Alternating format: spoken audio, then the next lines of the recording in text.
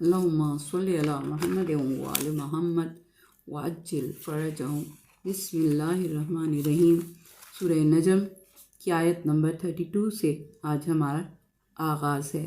بسم اللہ الرحمن الرحیم۔ رہے وہ لوگ جو بڑے بڑے گناہوں اور کھلی ہوئی بدماشیوں، بدکاریوں اور فحاشیوں سے بچتے ہیں، سوائے اتفاقی معمولی ہلکی ہلکی غلطیوں کے، تو یقیناً تمہارا پالنے والا مالک معاف کرنے میں بہت وسیع ہے، یعنی حقیقتاً تیرے مالک کا دامن مغفرت بہت وسیع ہے۔ وہ تمہیں اس وقت سے خوب جانتا ہے جب اس نے زمین سے تمہیں پیدا کیا تھا اور جب تم ماؤں کے پیٹ میں بچوں کی شکل میں تھے۔ بس تم اپنے نیک اور پاک ہونے کے دعوے نہ کرو، کیونکہ خدا ان کو خوب جانتا ہے جو واقعی برائیوں سے بہت بچنے والے، متقی اور پرہیزگار ہیں۔ بھلا آپ نے اسے دیکھا جو پلٹ گیا اور تھوڑا سا چل کر رک گیا؟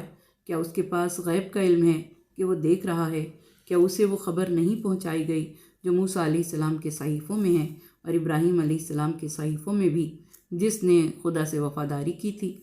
یہ کہ کوئی بوجھ اٹھانے والا دوسرے کا بوجھ نہیں اٹھائے گا، اور یہ کہ انسان کے لیے کچھ نہیں ہے مگر انسان کی وہی کوشش جو وہ کرے، اور یہ کہ اس کی کوشش عنقریب دیکھی جائے گی، پھر اسی کے مطابق اس کا پورا پورا بدلہ دیا جائے گا، اور یہ کہ آخر میں تمہیں اپنے پالنے والے مالک تک پہنچنا ہے، اور یہ کہ وہی ہے جس نے ہنسایا ہے اور اسی نے رلایا ہے، اور یہ کہ وہی ہے جس نے موت دی اور اسی نے زندگی دی، اور یہ کہ وہی ہے جس نے مرد عورت کے جوڑے پیدا کیے ایک قطرے سے جبکہ وہ ٹپکایا جاتا ہے، اور یہ کہ اسی کے ذمے ہے دوسری دفعہ کا پیدا کرنا، اور یہ کہ اسی نے غنی یا دولت مند کیا ہے اور اسی نے فقیر کیا ہے، اور یہ کہ وہی شعرا ستارے کا بھی مالک ہے اور اسی نے اسے تخلیق کیا، اور یہ کہ اسی نے پہلے والے قبیلے عاد کو ہلاک کیا اور سمود کے قبیلے کو تو ایسا مٹا کر رکھ دیا کہ ان میں سے کسی کو بھی باقی نہ چھوڑا،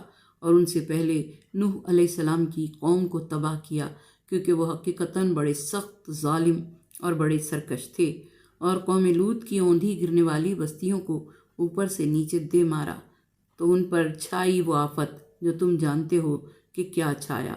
تو اپنے پالنے والے مالک کی کن کن نعمتوں اور قدرتوں پر شک کرے گا؟ یہ بھی ایک ڈرانے والا رسول ہے پہلے آئے ہوئے ڈرانے والوں میں سے۔ یہ قرآن ایک وارننگ ہے پہلے آئی ہوئی وارننگز میں سے۔ وہ قریب آ جانے والی چیز، قیامت قریب آ لگی ہے، موت قریب آنے والی گھڑی قریب آ گئی ہے۔ اللہ کے سوا کوئی اس کو ہٹانے والا نہیں، اللہ کے سوا پردہ کھولنے والا کوئی نہیں۔ تو کیا اس بات پر تم تعجب کرتے ہو اور ہنستے ہو، روتے نہیں ہو، اور گا بجا کر ان باتوں کو ٹال دیتے ہو اور غرور اور تکبر سے سر اٹھائے چلے جاتے ہو؟ سجدہ کرو، جھک جاؤ خدا کے آگے اور اس کی بندگی عاجزانہ اطاعت کرتے رہو۔ تفسیر۔ عمر بن عبید امام جعفر صادق علیہ السلام کی خدمت میں حاضر ہوا اور اس نے امام کے سامنے عرض کیا کہ مولا، مجھے یہ بتائیں کہ قرآن پاک کی روح سے فواحش کیا ہیں؟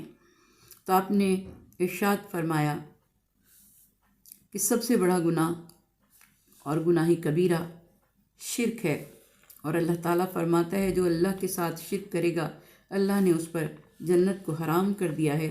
سورہ مائدہ آیت نمبر 72۔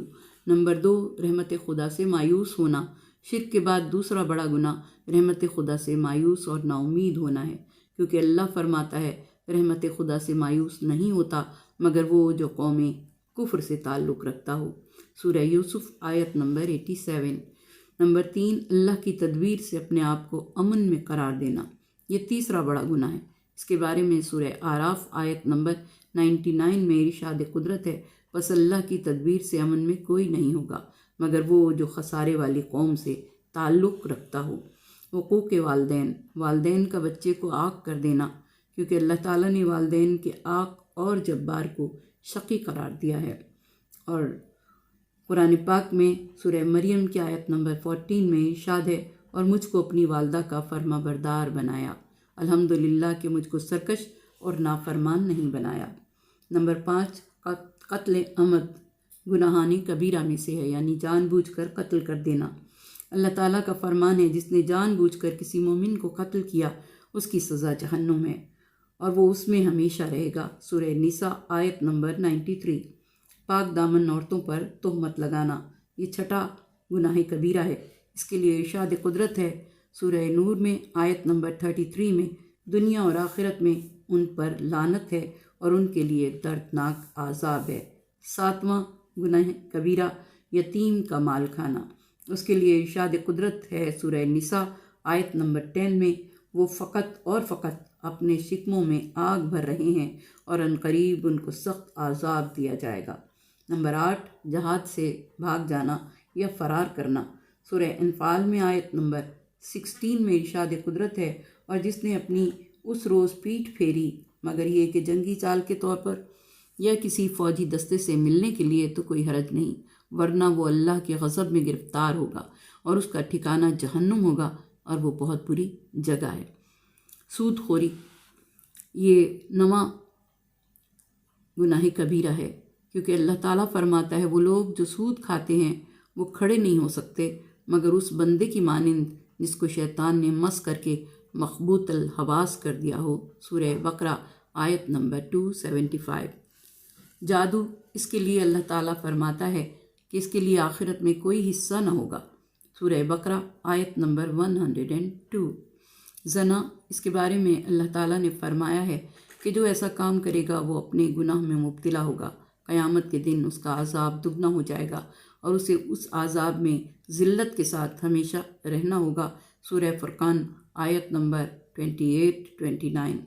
12واں گناہ کبیرہ جھوٹی قسم کھانا ہے۔ اس کے بارے میں اللہ تعالیٰ فرماتا ہے بے شک جو لوگ اللہ کے عہد اور اپنی قسموں کو تھوڑی قیمت میں فروخت کر دیتے ہیں ان کے لیے آخرت میں کوئی حصہ نہیں۔ سورہ آل عمران آیت نمبر 77۔ 13واں گناہ کبیرہ واجب شدہ زکوٰۃ ادا نہ کرنا۔ اس کے بارے میں اللہ تعالیٰ ارشاد فرماتا ہے بس اس مال کے ذریعے ان پیشانیوں اور پہلوؤں اور پشتوں کو داغا جائے گا۔ سورہ توبہ آیت نمبر 35۔ نمبر 14 گناہ کبیرہ ہے خیانت کاری۔ اس کے بارے میں اللہ تعالیٰ فرماتا ہے جو خیانت کاری کرے گا قیامت کے دن اس کو اس کی خیانت کے ساتھ لایا جائے گا۔ سورہ آل عمران آیت نمبر 161۔ 15واں گناہ کبیرہ جھوٹی گواہی دینا، شہادت و گواہی کو پوشیدہ رکھنا۔ یہ دونوں گناہان کبیرہ میں سے ہیں اور ان کے بارے میں اللہ تعالیٰ فرماتا ہے جو شہادت کو چھپاتا ہے اس کا دل گناہ گار ہے۔ سورہ بقرہ آیت نمبر 283۔ نمبر 16 شراب نوشی۔ اللہ تعالیٰ نے شراب نوشی کو ایسے ہی منع کیا ہے جیسے اس نے بتوں کی عبادت کرنے سے روکا ہے، ان دونوں کو ایک جیسا ہی شمار کیا ہے۔ نمبر 17 جان بوجھ کر نماز کو ترک کرنا۔ خدا کی واجب کردہ کسی بھی نماز کو جان بوجھ کر چھوڑنا گناہان کبیرہ میں سے ہے۔ اس کے بارے میں حضور اکرم صلی اللہ علیہ وآلہ وسلم نے ارشاد فرمایا جو نماز کو جان بوجھ کر چھوڑے گا رسول خدا اس سے برات اختیار کریں گے۔ اور نمبر 18 عہد و پیمان توڑنا اور قطع رحمی کرنا۔ اللہ تعالیٰ ارشاد فرماتا ہے ان کے لیے لعنت ہے اور ان کے لیے آخرت میں برا گھر ہے۔ سورہ رعد آیت نمبر 25۔ بس عمرو بن عبید آپ کے پاس سے بلند آواز میں روتے ہوئے باہر آئے اور یہ کہہ رہے تھے وہ بندہ ہلاک ہو گیا جو اپنی رائے پر عمل کرے گا، اور جو ان معصومین کے ساتھ علم و فضل میں نزاع اور مقابلہ کرے گا وہ بھی ہلاک ہو جائے گا۔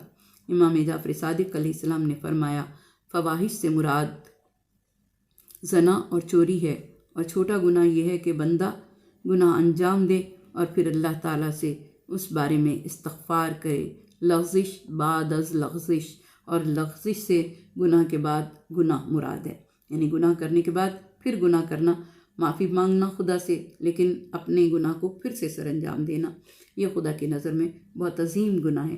مومن کی طینت میں جھوٹ، بخل اور فجور نہیں ہے۔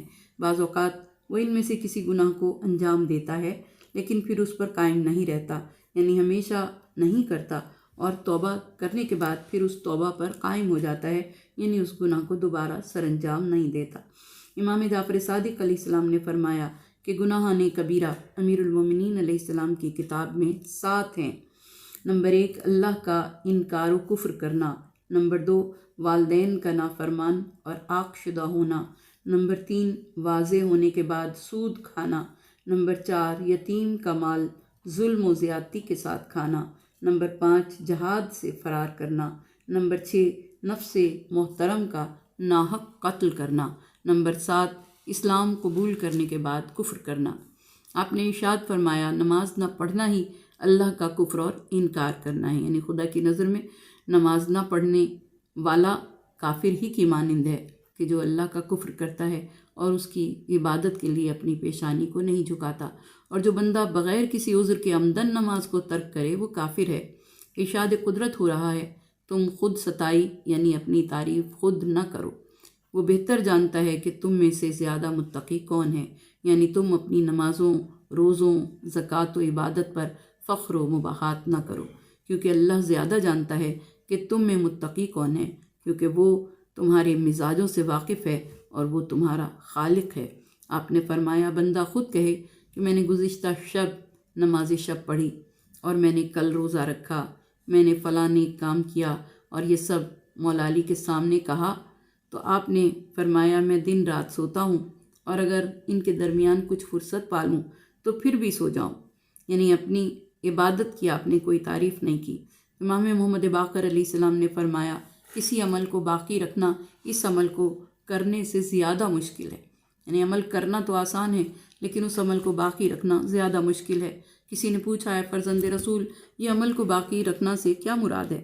آپ نے فرمایا بندہ اپنے خاندان والوں کے ساتھ صلہ رحمی کرتا ہے اور خدائے وحدہ لا شریک کی خاطر ان پر اپنا مال خرچ کرتا ہے تو اس کے ذریعے پوشیدہ عمل کا ثواب لکھ دیا جاتا ہے۔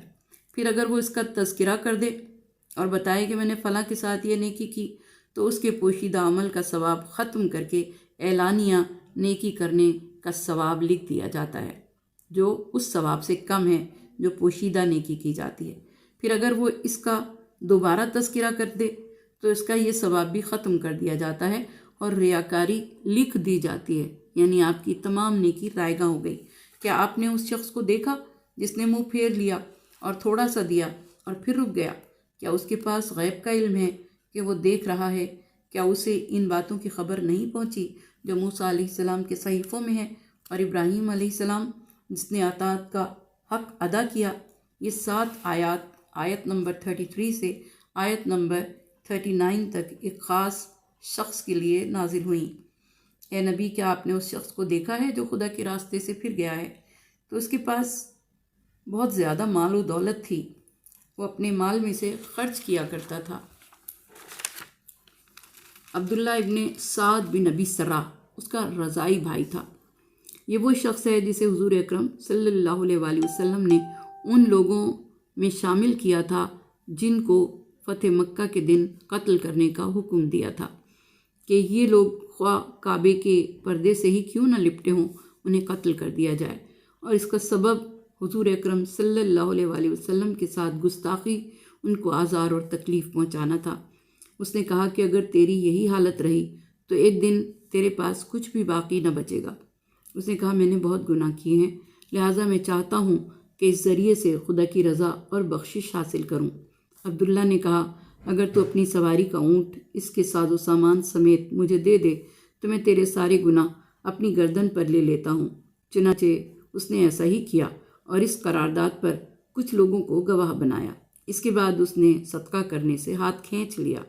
تب یہ آیات نازل ہوئیں اور اس کام کی شدت کے ساتھ مذمت فرمائی گئی۔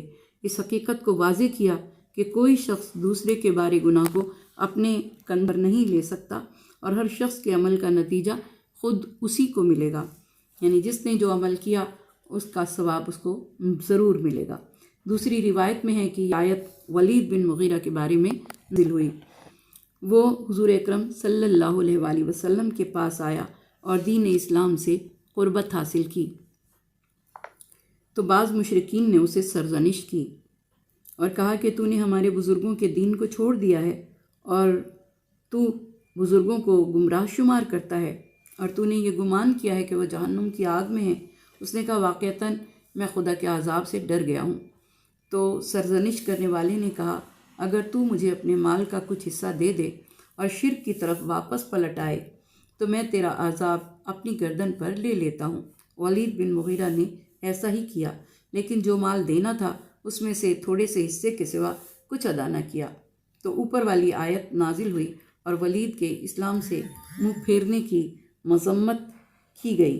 ارشاد قدرت ہوا کہ کیا وہ علم غیب رکھتا ہے اور یہ جانتا ہے کہ دوسرے اس کے گناہوں کو اپنے کندھوں پر لے سکتے ہیں؟ قیامت کے دن سے کون پلٹ کر آیا ہے اور ان کے لیے یہ خبر لایا ہے کہ لوگ رشوت لے کر دوسروں کے گناہ اپنی گردن پر لے سکتے ہیں؟ یا کون خدا کی طرف سے آیا ہے اور انہیں یہ خبر دی ہے کہ خدا اس معاملے پر راضی ہے، اس لیے اب وہ یہ چاہتا ہے کہ مختصر سا مال خرچ کر کے خود کو خدائی عذاب سے رہائی دلا دے؟ کیا وہ اس کے موسیٰ علیہ السلام کی کتابوں میں نازل ہوا ہے باخبر نہیں ہوا؟ اور اسی طرح جو کچھ حضرت ابراہیم علیہ السلام کی کتاب میں نازل ہوا ہے وہی ابراہیم علیہ السلام جس نے اپنی ذمہ داری کو مکمل طور پر پورا کیا ہے، عظیم پیغمبر جس نے خدا کے تمام عہد پیمانوں کو پورا کیا اور اس کی حق رسالت کو ادا کیا اور اس کے دین کی تبلیغ کے سلسلے میں کسی مشکل سے ہراساں نہیں ہوا، کئی امتحانات سے گزرا، یہاں تک کہ اپنے بیٹے کو خدا کے حکم سے قربان گاہ میں لے گیا اور اس کے گلے پر چھری رکھ دی، راہ خدا میں اپنا نفس آگ کے حوالے کر دیا اور اپنا دل خدائے رحمان کے لیے اور اپنا بیٹا قربانی کے لیے، اپنا مال بھائیوں اور دوستوں کے لیے خرچ کیا۔ اور کیا اسے اس بات کی خبر نہیں ہے کہ اس کی سعی اور کوشش عنقریب دیکھی جائے گی؟ یہ کوشش خواہ خیر کی راہ میں ہو خواہ شر کی راہ میں ہو، اور اس کے عمل کے لیے اسے پوری جزا دی جائے گی۔ نیک اعمال کے ساتھ کبھی 10 گنا، کبھی 100 گنا اور کبھی کئی ہزار گنا، اور اسی طرح برے اعمال کے ساتھ بھی جیسے جیسے ان اعمال کا نتیجہ ہوگا، کبھی 10 گنا، کبھی 100 گنا، کبھی 1000 گنا زیادہ عذاب کیا جائے گا۔